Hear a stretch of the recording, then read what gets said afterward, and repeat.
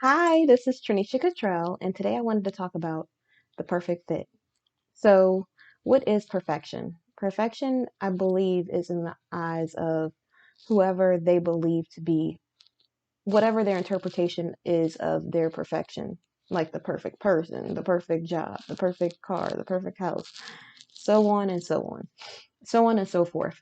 And so, for me, I believe that nothing is perfect, but we do have this idea in our head of what is perfection. But when I start thinking about what I want a friendship to look like, or a job to look like, or a house, or a potential spouse, or a potential partner, I don't know why I said spouse, but potential partner, I think about the perfect fit. And I think about how God's hand is in everything that we're doing in life. And for me, I truly believe, because I don't have any experience in this, but but I truly believe that when you meet the person who is a perfect fit for you, it is the ideal person that God intended to be a part of your life. Not that they will be perfect or that they won't have flaws or different things that they go through in life, but they will be the things that you need for your life. So I always say that God knows us better than we know ourselves, because I truly believe that no matter what it is that we want, God will always have someone or something for us that fits better than anything that we could ever imagine. And so so when I start thinking about when I think about the perfect fit, like for a job, I think about a job that I get to spend time with my friends and family, but I also get to focus on my job. I get to have a career in whatever field it is. I get to live in my purpose and do the things that are helping other people so that I can be a vessel that God can use to speak life into others and to serve in some sort of way. Like, I honestly believe that serving is one of the best things that you can do as a human, giving to someone else besides giving to yourself. Because even when you give a compliment or you give time or you give money, it's something that you're doing out of the hopefully the kindness of your own heart. And it really shows true character. Like, it really shows that you are really leading with love and kindness the way that God intended. And so for me, when I even think about friendships, I think about leading with love and kindness. I think about trying to be the type of friend that I would want other people to be. And when I think about a potential person, I have no idea how I'm going to behave when I get into a situation like that. And I don't know why I say situation instead of just saying relationship, but whenever I get into a relationship like that, I don't know the type of person that I will be, but I hope that I will be everything that God intended me to be for that person, to be able to help them in whatever way it is, or to be leading with love and kindness, and to be compassionate and caring and understanding, but also have standards and boundaries. And it's really hard to find a balance between standards and boundaries. And like for me, when I say consistency is one of the things that I really require, that I really need. Like, it's not like just like a, oh well, it's a necessity. Like, I can't imagine being in any relationship that's inconsistent. I just can't. And I have tried, I don't know what's going on with my voice, but it's really hard to talk right now. Like, I don't know if it's just because of the message and it's like God is just trying to make it so that it can be, I'm really fighting for it, or if it's the adversary trying to like hold my tongue so that I won't be able to speak from a place of where God intends for me to speak from, or what he intends for me to say. And so I really, when I think of what consistency means to me, consistency for me doesn't mean the same thing that it does for other people. Some people just think it's like a beck and call kind of thing. And I don't believe that anyone should be at anyone's beck and call. I do believe that someone should be available or interested or pursuing or whatever else. But I don't, when I say consistency, everyone's perception is a little different of what consistency looks like. Some people think that oh, consistency just means me putting forth some sort of effort. And that's usually what I mean. And then some people think that consistency means whatever they want to do, but they're being consistent, which technically they're being consistent in the most inconsistent way ever. But to each his own, because I mean, not for me, but the other people probably are okay with that. And so it's just, I'm having a really hard time focusing right now. I don't know what's going on. It's like my voice, and then I'm losing my train of thought, and it's just, oh, I don't know what's happening. But so I I had spent some time with the family, and I was doing this puzzle, and one of my family members said, this is how I feel like I'm a preacher at heart for real. Because every time something happens in life, every day, or when things happen, I really feel like I take a lesson from everything. And I know you're probably thinking that's exaggerated. You're just being over the top. There's no way you pull a lesson from everything. But I kid you not, I really pull a lesson from everything. So we're sitting there doing this puzzle. And I know some people probably already figured what I'm going to say, but I'm still going to say it for those of you that didn't figure out what I was going to say. So we're doing this puzzle and we're trying to put the pieces together. And it's this younger, family member, and then me and my other family member. And then, of course, a bunch of other people come. But before another bunch of other people come, we are just sitting there. And my little family member is trying to push the puzzle piece in where it doesn't fit. And so my older family member says, you can't force it. If it doesn't fit, you can't force it. And I felt like this revelation come over me when she said it. I felt like that's how it is in life, in every area of our life. That's really, truly how it is. Whether it's a job that we know we're not supposed to be at, and we just force ourselves there because we feel like we can make it work because this is beneficial to me and not beneficial to God. Like, God wouldn't want me to not take this position because it pays so well, or He wouldn't want me to not have this opportunity to go to this place. And I'm not saying God would ever stop you from being at a place to rise to your potential, or to grow, or to be a blessing to others, or to be blessed. But sometimes we selfishly take a position because it benefits us, instead of asking God for his guidance on if that's where he truly wants us to be, because we can get all that money and be miserable there. We can get into like some sort of internship and it'd be the worst thing that we could have ever done for our lives. We lose out on everything that God intended for us to have because that was never ours to begin with. And I feel that way about that. I feel that way about friendships. Sometimes we have that friend that we've been friends with for like 20 years or something, and it's like, well, we've been friends so long. I can't let that friendship go. But that friend has not poured into you in years.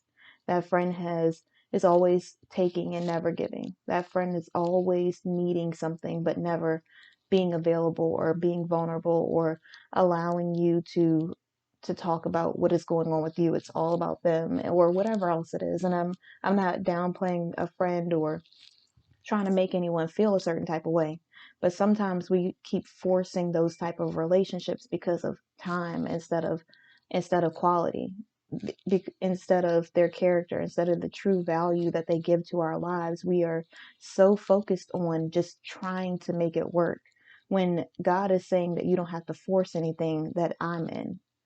Anything that God has his hand in is just natural. It just flows. Like sometimes I'll have a conversation with certain people, or when I'm growing a friendship or whatever else, and God will really just, I mean, I'll feel myself just, it just flows. Like I'll meet someone who becomes a new friend, like the one lady who from the show that I was at, and it's like we just talk and we're talking and talking, and it's like we've known, we're old friends, like we've known each other forever, and it's just natural. It just flows, and you can kind of tell when God's connecting you with certain people or things because it doesn't feel forced at all. It feels like it's just natural. Like this is how it's always supposed to be.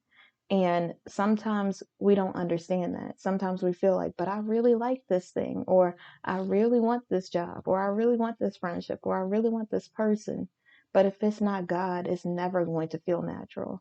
It's never going to be just a natural ebb and flow. It's always going to be like a forced event, just like that puzzle piece. Is always going to feel like you're so stressed trying to make it work when no friendship should feel like that.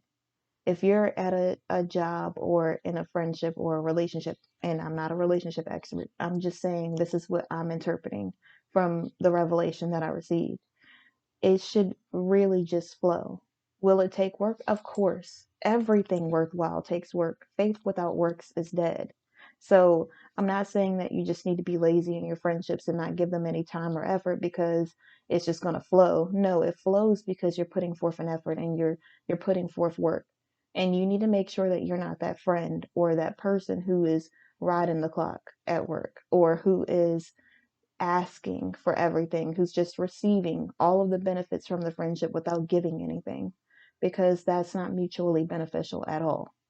And you want to be a good employer because you being a good worker is you being godly. God intends for you to reap the seeds of your harvest so that you can sow into those things in your life and produce harvest, produce more things. You could reap what you sow.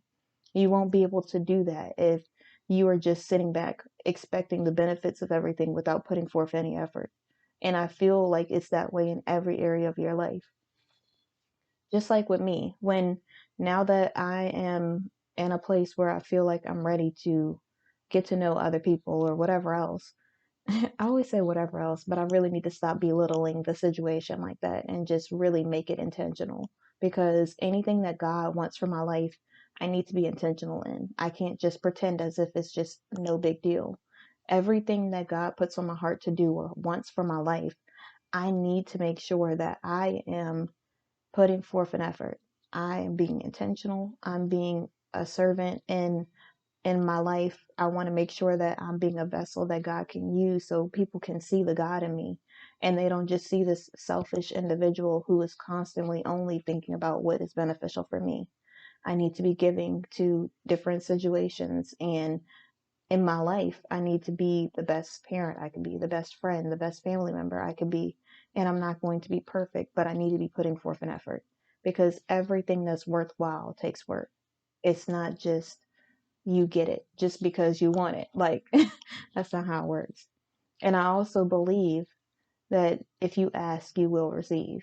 Now, do I mean like that toxic relationship that you shouldn't be in? No, of course, God's not going to give you something that's going to trouble your heart or that's going to add stress or worry to your life.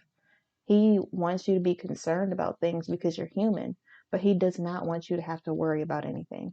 So if something is not good for you, he's not going to, regardless of how many times you ask for it, give it to you because that's just you forcing something into your life and not just letting it flow naturally, not just receiving the blessings that God's given you. And sometimes, like for me, I didn't notice some areas that God was blessing me in because I was like, okay, well, this is how people are supposed to be. But really truly think about what each person is doing in your life and how they're benefiting you and how you can benefit them. Like some people God introduced into my life are there for me at moments that I'm the weakest. They are pouring into me when I need it the most. Like I was in a mood one day and one of my friends says, she asked me about something and I told her, hey, I've really been struggling with this. And she didn't judge me. She didn't like shun me or make me feel badly or say, oh, well, you need to just pretend to be perfect. She just didn't like sweep it under the rug and act as if my feelings were irrelevant. She really did listen. And she was like, you know, she really gave me like a good pep talk. And then she did something that was like the most sweetest thing anyone has ever done in my life. Well, one of the sweetest things anyone's ever done in my life. And it really made me smile because sometimes I forget that the people in my life that God blessed me with, I really do need to appreciate and cherish because they they are the ones who are adding value to my life. They are the ones who are adding that love, that me being able to appreciate the blessings that God's given me. Like every time I feel like I want to just be unappreciative or not accept the fact that God's blessing me in certain areas or with certain people, things like that happen, and it really gives me a reality check. It really puts things into perspective and allows me to really see what's the most important thing, instead of just feeling like, oh, I'm at lack of this, or being cynical or having cynicism towards whatever's going on in my life. I can't just constantly think of only the negative outcome or negative things, because that's the adversary just trying to make you not appreciate or be thankful or grateful for the blessings that God's giving you in your life. Like when a relationship doesn't work out, sometimes you just feel like, I don't know why, it's just not fair, or whatever it is that you say. And God's telling you, you have no idea the type of craziness. And I say that loosely because I don't want to offend anyone. You have no idea the type of tragedy, the type of toxicity that he's preventing you from being able to have in your life by stopping that relationship. And you just feel like God just doesn't want you to have anyone. He just wants you to be single. And maybe you do need to be single and serving in this season. Maybe you do need to be intentional and in your word and having a closer relationship with God. And even when you find someone, your relationship with God has to be so strong that you can't allow someone in between that. You have to make sure that He's the main focus no matter what's happening in your life. And so I just think it's so important for us to appreciate the things that we really do truly have in our life and the things that God does bless us with. We get so used to that family member helping us that we don't understand that they are helping us. Like, be appreciative, understand that their value in your life. Don't just take them for granted just because they're there. When I was first starting my journey in my religion and my journey to healing and self-love and self-care and all that, I was like really rededicating my life to God and being in my word. And I really I really started doing this thing, and I don't know if this will help someone. I hope it will. But I started doing this thing where whenever someone, like, something doesn't work out with someone, or someone doesn't do something that, like, whenever someone doesn't want to spend time with me, or they ignore me, or, and I'm not saying like this is a potential partner, but it could be a friend, it could be a family member, it could be someone in life, whoever it is, whatever. But whenever they don't want to spend time with me, or they don't want to do this, or they are, whatever it is that they're doing, what I would do is I would spend time with the people who really truly love and care about me. So I mean, if that person doesn't want to spend time with you, or takes your time for granted, then give your time to someone who really truly does appreciate it, who really truly loves and cares about you, who really does want to spend that time with you. So I spent some time with, like, my grandma and my my grandparents and other family members and friends, and I'm really glad that I did that, because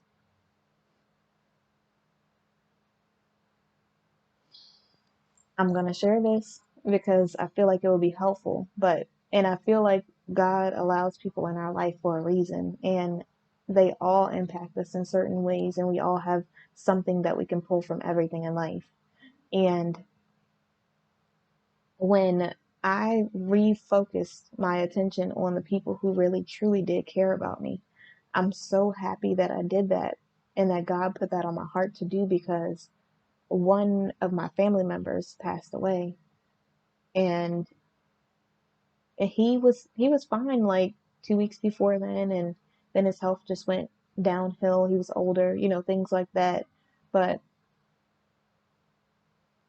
if I had been more focused on trying to run after some person who didn't really want to appreciate me or spend time with me, I would have never been able to get back that time that I could have put towards spending time with that person. So you really have to focus on what's the most important things in your life. Don't try to force something. So, in conclusion, because I don't want to just keep going on and on, in conclusion, you really have to focus on the things that are most important in your life. You, instead of just trying to force things to fit that aren't supposed to be a part of your life anyways. If anything is God, you don't have to force it. I promise you. There are people who enter into my life, and whenever I try to force it, it's like a whole bunch of toxicity, or they just aren't, I could just tell they're not good for my life, or, and they don't even have to be bad people. It could just be, it's just not a good fit. It's just not, for whatever reason. And anytime you try to force something, just like that puzzle piece, it will always change the shape of you. It will always stretch you beyond what it is that you were intended to be stretched to, in a horrible area, not in the best way. It will always put pressure on you in areas of your life that you didn't need that type of pressure. Areas of your life that was intended to just flow, to just be natural, to take you into the next stage. And I'm not saying there won't be trials and tribulations and storms, but when the storms and trials and tribulations do happen, you will have the answers, and God will be there with you every step of the way, allowing you to become stronger on the other end.